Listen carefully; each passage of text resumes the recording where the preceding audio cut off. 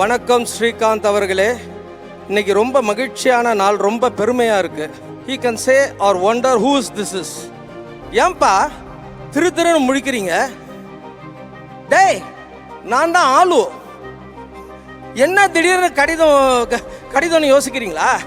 மக்களால் விரும்பி பார்க்கக்கூடிய சிங்கப்பெண்ணை தொடரில் நீங்கள் ரசிக்கப்பட்டு இந்த மேடையில் நிற்கும் தருணம் மகிழ்ச்சிக்குரியது.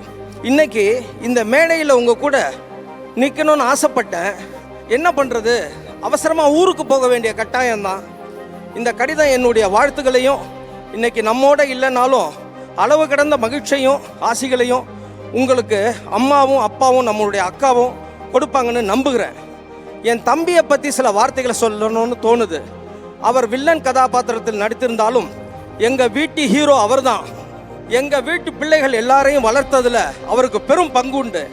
எல்லா பிள்ளைகளும் மாமுன்னு செல்லமாக கூப்பிடுவாங்க. தாய் மாமா தாய்க்கு சமம்னு சொல்லுவாங்க. அது என் தம்பிக்கு முற்றும் பொருந்தும். தம்பி, நம்ம வீட்டு பிள்ளைகள் அனைவரின் சார்பாக உங்களுக்கு வாழ்த்துக்கள்.